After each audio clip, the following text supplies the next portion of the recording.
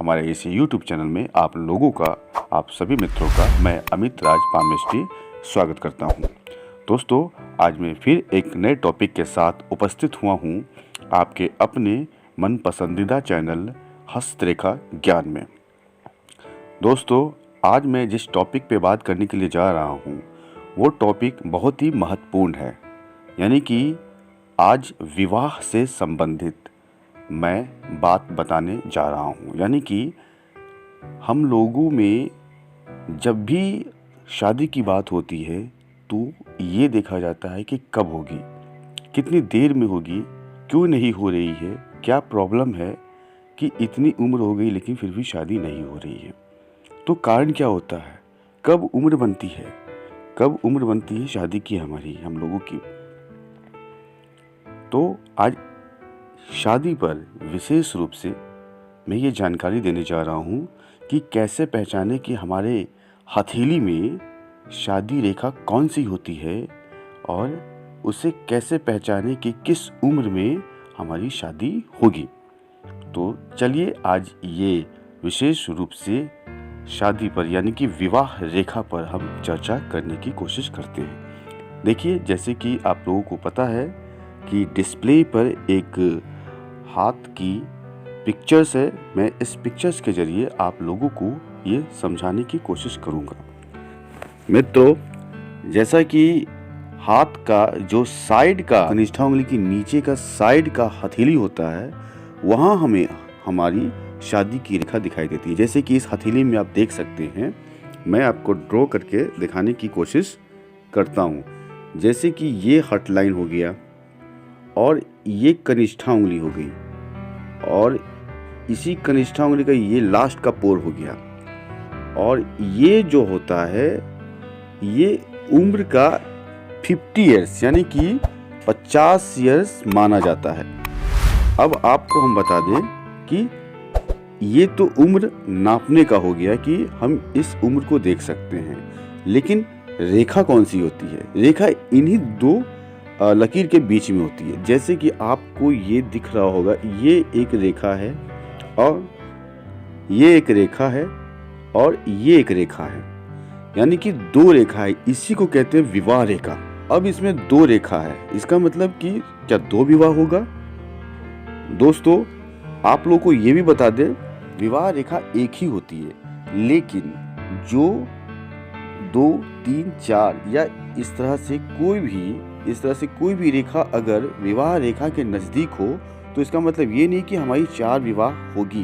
इसका मतलब कुछ और होता है, मैं आपको अगली वीडियो में बताऊंगा।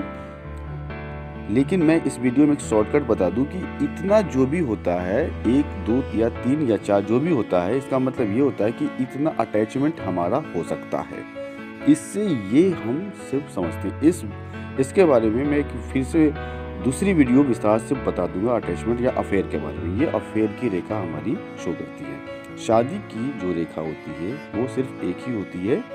वो हम किस रेखा को मानेंगे कि ये शादी की रेखा है? देखिए, ये इसी के बीच में, यानी कि अगर यहाँ पर कोई रेखा हो, जैसे कि ये रेखा है, तो वो मोटी होगी और लंबी होगी।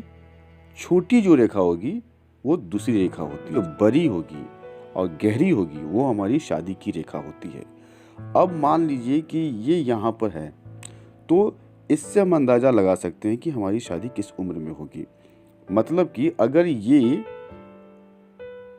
50 साल तक ये आती है इतना, यानी कि यहाँ से हम 0 लेते हैं और यहाँ हम 50 करते हैं, तो अब हम ये देखते हैं कि हमारी ये कहाँ पे आएगी।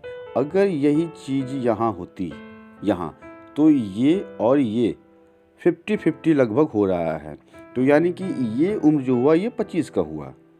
बहुत ही अच्छा से मैं समझाने की कोशिश कर रहा हूँ। आप लोग ये वीडियो देखेंगे तो खुद पे खुद समझ में आ जाएगी कि कब किसकी शादी हो सकती है, हमारी कब शादी होगी, ये हम देख सकते हैं अच्छी तरह से। देखिए, अब ये 25 की हो गई।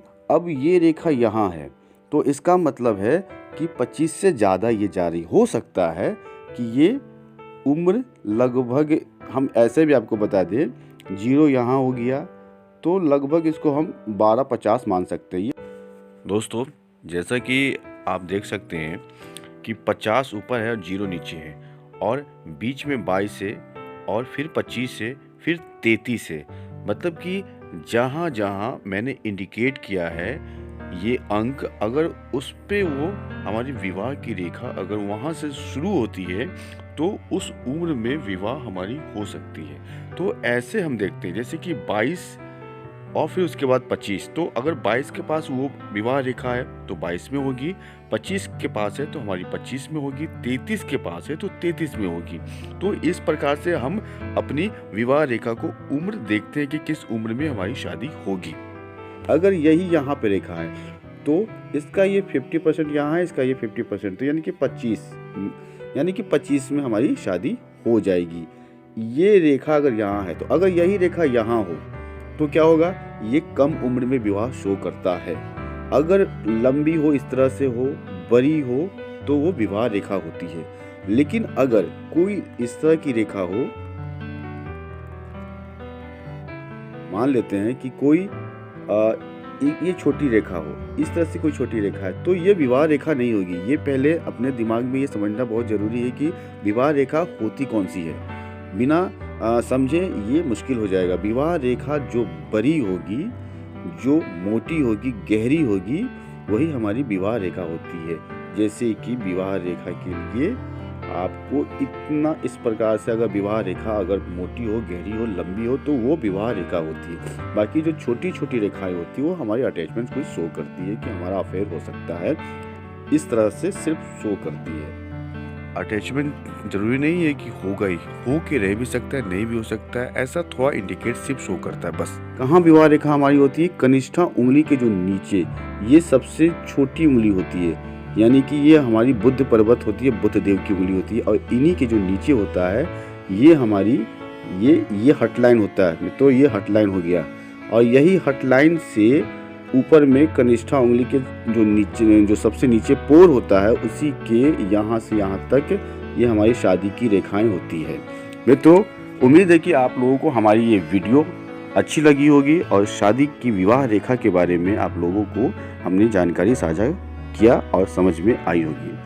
अगर आप लोगों के पास किसी तरह का कोई सुझाव है या किसी तरह का कोई कमेंट्स है, तो आप हमें हमारे इनबॉक्स में, हमारे कमेंट बॉक्स में कर सकते हैं। हम आपको रिप्लाई भी देंगे। और एक बात, अगर किन्हीं लोगों को अपना हाथ एनालिसिस करवाना है, किसी भी चीज़ के बारे में जानकारी प्राप्त करनी है या पूरी ज़िंदगी के बारे में जानना है, तो आप हमारे व्हाट्सएप नंबर पे हमसे कांटेक्ट भी कर सकते हैं। हम उनका हाथ भी एनालिसिस करेंगे। हमारा ये वीडियो देखने के लिए आप सभी दर्शकों का बहुत बहुत धन्यवाद।